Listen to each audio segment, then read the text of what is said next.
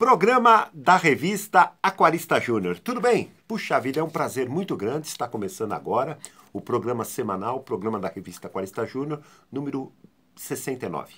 Hoje nós estamos no dia 11 de novembro de 2019 e está sendo um prazer muito grande apresentar esse programa semanal com uma temática que foi criada no começo do programa, isso há um ano atrás, no início, na inauguração do programa, que justamente é o quê? Contar a história do aquarismo brasileiro nos últimos 30 anos, nas últimas 3 décadas, sob aquilo que a revista Aquarista Júnior pôde fazer e colaborar para o engrandecimento do hobby do aquarismo no Brasil, fazendo com que ele de sul até o norte, de leste até o oeste, em todo o Brasil, em todas as cidades que também não tinham assim um desenvolvimento muito grande no aquarismo, que pudessem ter a oportunidade de adquirir conhecimento, dicas, regras, tudo aquilo dos dados, das dicas de aquarismo que pudesse ajudar os comerciantes, os empresários, os aquaristas, aquelas pessoas candidatos a aquaristas. E está sendo um prazer muito grande, realmente, puxar na memória, puxar nas gavetas, puxar nas lembranças, coisas que a gente foi realizando ao longo de todos esses mais de 30 anos. A revista agora no começo agora de 2020, né? Ela comemora 32 anos de vida, né? Então nós estamos o quê? Só para você ter uma noção, o programa é semanal, os episódios, a gente está contando a história do aquarismo. Só para você ter uma ideia, nós estamos no ano de 1996. Então, quase no finzinho já do ano, né? Então eu puxei no retrospecto, né, aquilo que a gente pôde fazer para, vamos dizer, nessa coisa de história do aquarismo. E eu queria começar, separei algumas coisas para comentar com vocês. Quando foi em dezembro de 96, nós tínhamos aquela ideia de criação de cadernos e pesquisas, que era aglomerar um conjunto de informações e criar como se fosse um caderno. Colocava uma capinha plástica na frente, uma capinha plástica atrás, colocava um espiral, né, fazia a furação, colocava um espiral, então ficava como se fosse um caderno de pesquisa. A gente começou a chamar de cadernões de pesquisas. E quando foi no finzinho do ano, um pouco antes do final do ano, nós tivemos um dos alunos que participou num curso aqui conosco, aquela coisa toda, ele contou para nós que ele tinha, vamos dizer, acesso, né? Participou, se não me engano, se trabalhou junto, aquela coisa toda, vamos dizer, reproduções que a CETESB, aqui de São Paulo, Companhia de Tecnologia de Saneamento Ambiental, fazia com os paulistinhas. Reproduzia os peixes paulistinhas e reproduzia na própria CETESB mesmo, né? E fazia com isso depois testes, ou vamos dizer, usavam o paulistinha para testes de toxicidade de água, testes ambientais, de saneamento, de essa coisa realmente ligada a, vamos dizer, tudo que poderia ser ruim para o ser humano, aquela coisa toda, tal, com relação principalmente à utilização da água, aquela coisa. E o paulistinha era o personagem desses testes, né? Você vê que mais para frente, depois começou a pipocar o paulistinha sendo usado na ciência mesmo, na estudos genéticos, vamos dizer, estudos de uma série de coisas, o paulistinha sempre sendo usado em prol da ciência. E quando foi em dezembro de 96, né?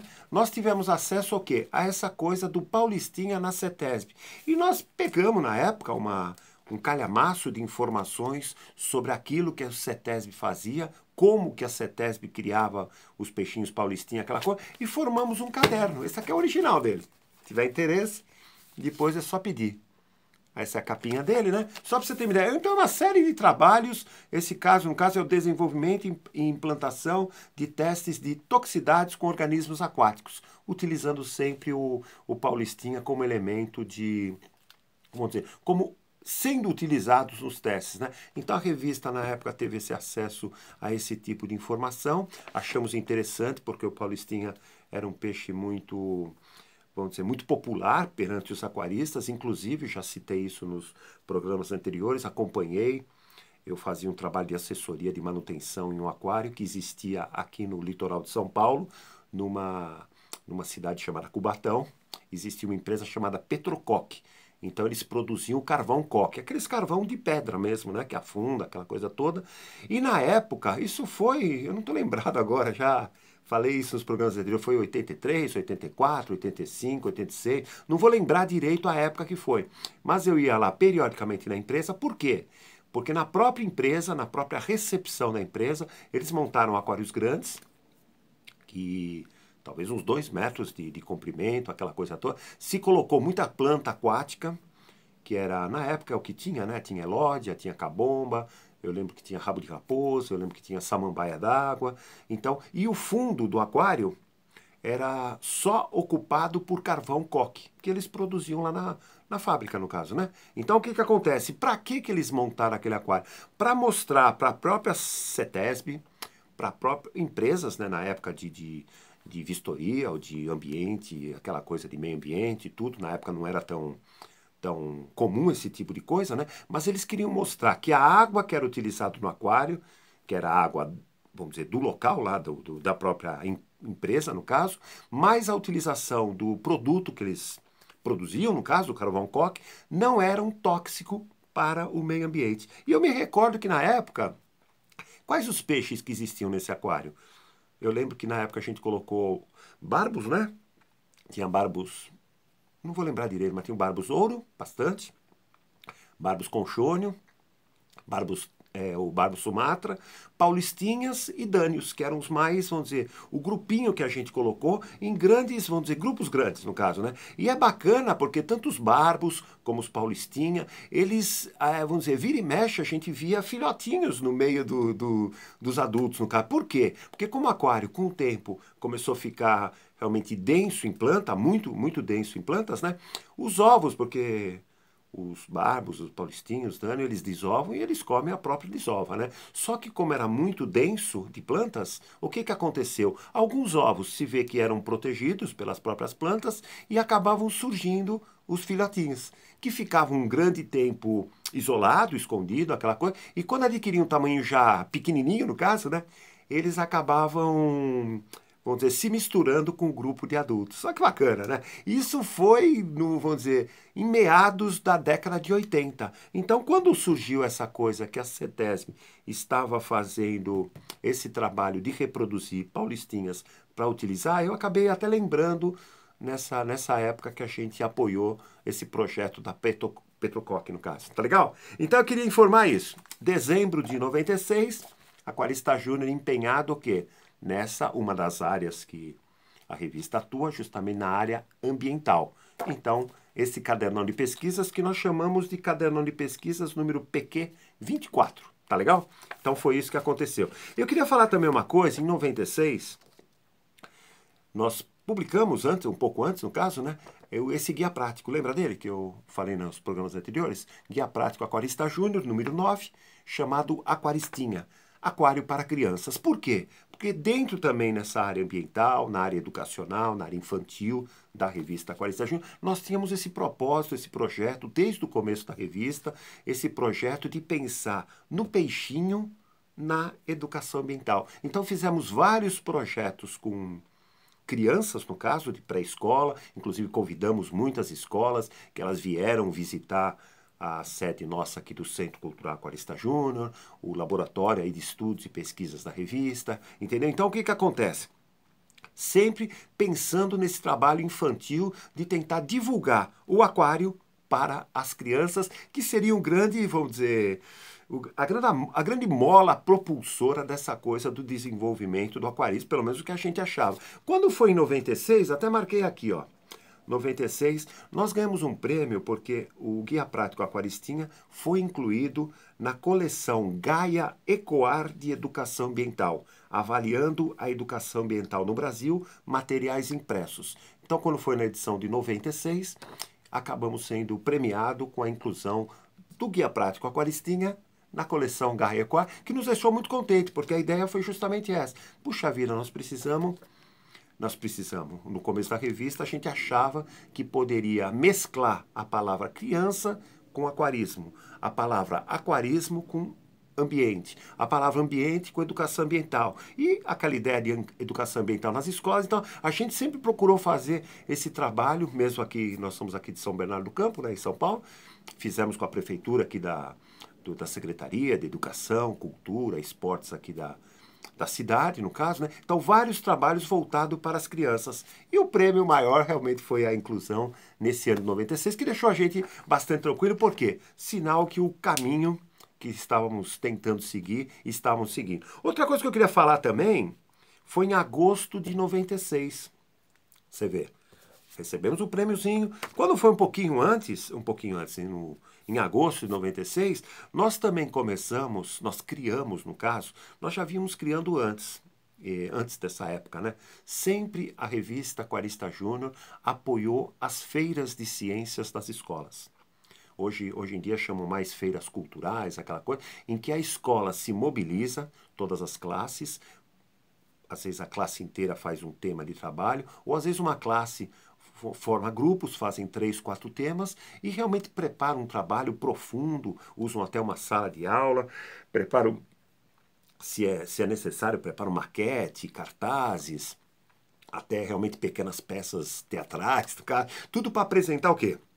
No final de semana, para os pais e professores, tem algumas escolas até que vale nota, aquela coisa toda, e nós sempre, vamos dizer, desde o comecinho da revista, nós sempre apoiamos essa coisa de feiras de ciência, emprestando material, emprestando às vezes alguns aquários, emprestando alguns equipamentos, alguns peixes às vezes, algumas peças de taxidermia, de embalsamadas, algumas, sei lá, boca de tubarão às vezes, casca de tartaruga, algumas conchas, coleção de conchas, deixa eu lembrar mais, uns quadros que a gente tem aqui que é selos, né, ligados a coisas aquáticas. Então sempre que o tema era ligado ao mundo aquático, por exemplo, as escolas às vezes procuravam a gente, na medida do possível, ajudava, colaborava, aquela coisa, tinha maior empenho em colaborar com a turma, né? Só que quando foi em agosto de 96, tive uma ideia, é claro que tinha um custo para o grupo, no caso, né? Então nós criamos o chamado kit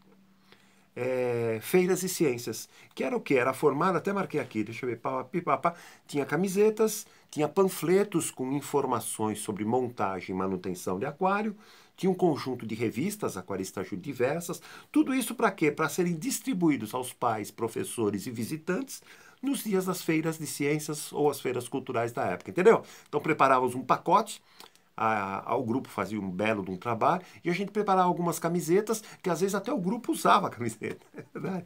Entendeu? Então às vezes o tema era tal, a gente tínhamos facilidade na época de confeccionar essa coisa de silkscreen, né, camiseta de silkscreen, então fazia, poxa, quantos 10 alunos? Então a gente preparava 10 camisetinhas, preparamos um kit de panfletos informativos sobre aquários, sobre peixes, aquele beabá, né, o dicas básicas, aquela coisa, e umas revistas também que a gente separava aqui do estoque, presenteava, vamos dizer, colocava, integrava no kit, justamente para os alunos ter esse agrado aos visitantes. Então fazia muito sucesso, fez muito sucesso. Foi em 96 que a gente começou, ao longo dos anos, muitas escolas já ajudamos. Hoje tem menos feiras de ciências, né?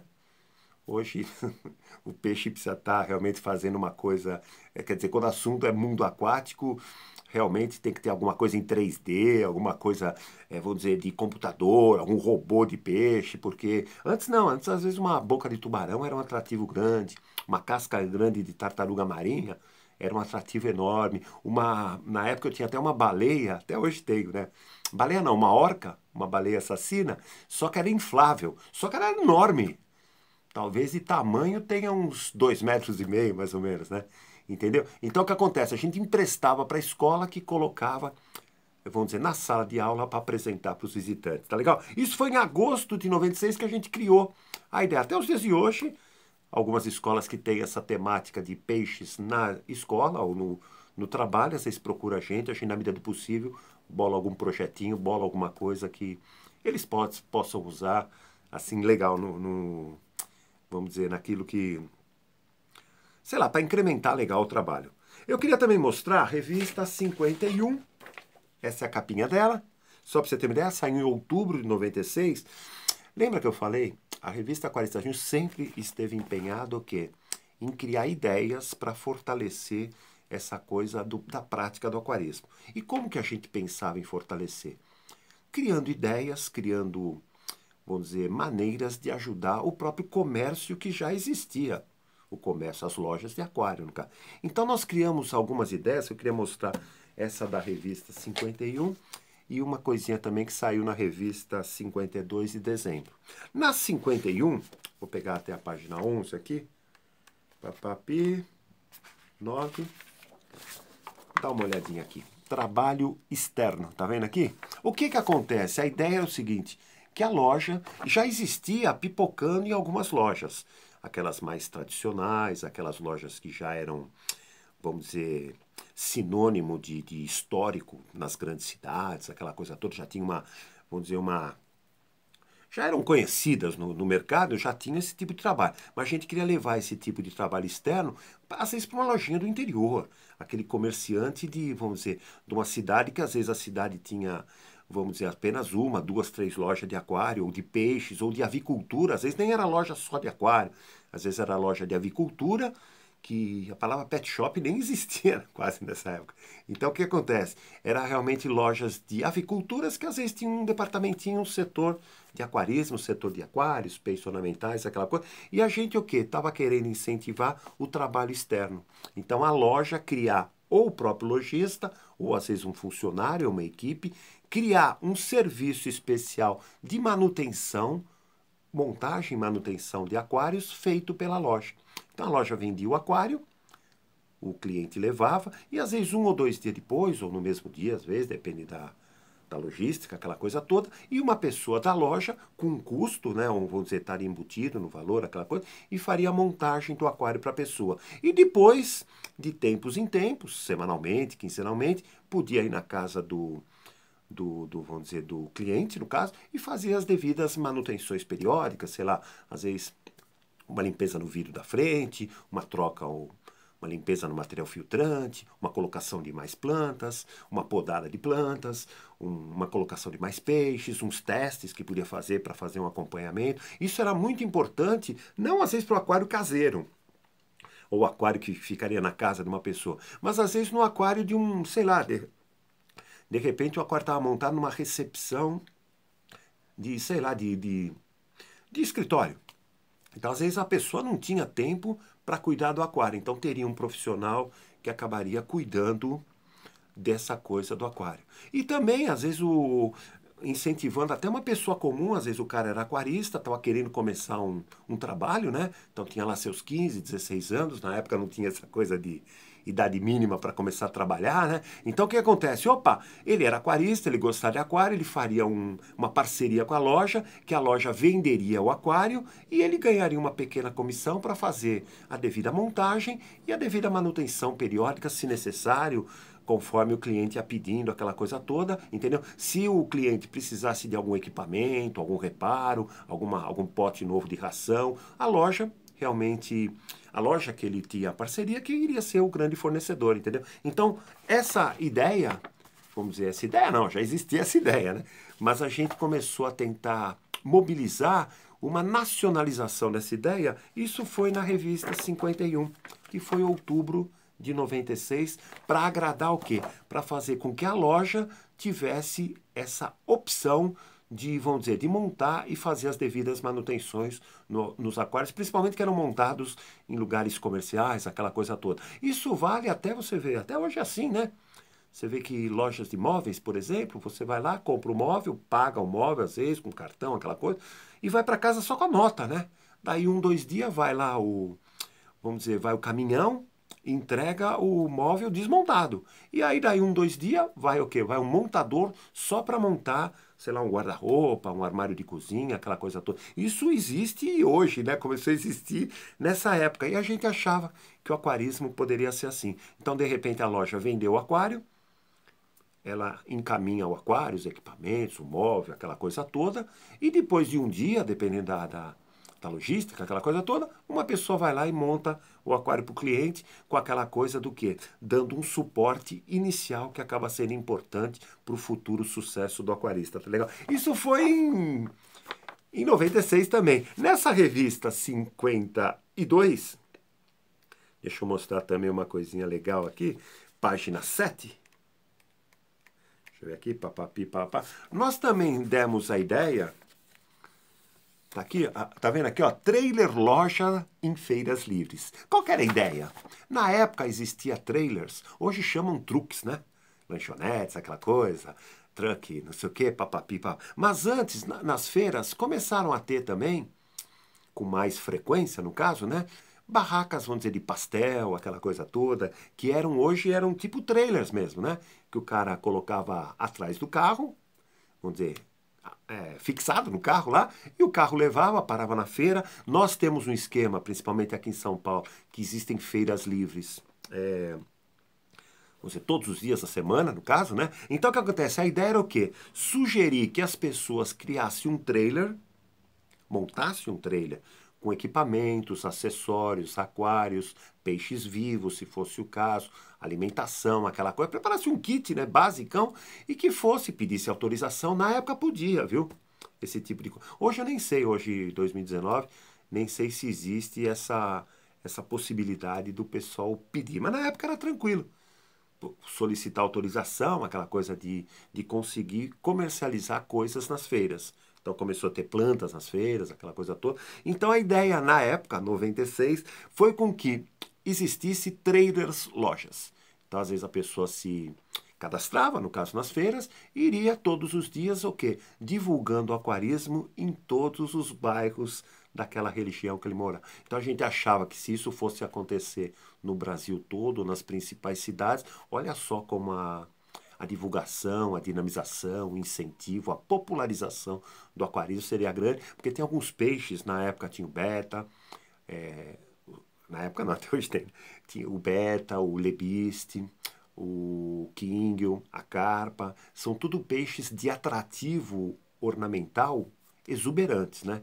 Então o que acontece? A barraquinha de peixe sempre fez sucesso. A gente sempre via na época algumas barraquinhas, vamos dizer, esporádicas, né? O cara montava lá umas madeiras, colocava uns aquarinhos, aquela coisa toda, vendia. Isso desde a década de 60 eu já lembro que existia isso. E sempre o sucesso que fazia essa coisa de aquário e peixinhos nas feiras livres. Então a gente achou como tava os próprios pasteleiros, né? Estavam começando a usar o trailer. Eu falei, poxa vida, essa ideia de trailer, de você ter uma coisa realmente que você possa transportar todo dia num lugar, aquela coisa, puxa, seria uma loja móvel. Você vê que hoje, até com autorização do Conselho Regional de Medicina Veterinária, né? Você vê que tem alguns trailers, alguns truck, que é para banho e tosa, né? Então hoje o cão já não vai, né, às vezes, numa loja. Às vezes a loja ou a pessoa vai na casa do camarada, para o truck e faz o devido banho no cão. Às vezes para num condomínio de prédio e dá banho nos cães todos do prédio. Entendeu? Então o que acontece? Era uma ideia que a gente tinha para justamente agradar os aquaristas. Tá legal? Estamos encerrando o programinha de hoje, programa número 69, entendeu? Gostaria de agradecer toda a audiência, todas as pessoas que têm enviado, vamos dizer, sei lá, enviado palavras muito gentis, no caso, né? E que queria desejar aí uma boa semana a todos. Deus abençoe você, sua família, as pessoas que lhe cercam, as pessoas que você gosta, né? E que na próxima segunda-feira estaremos aqui sem falta no programa semanal, o programa da revista 40. Tá legal? Bye, bye, boa semana e até. Tchau.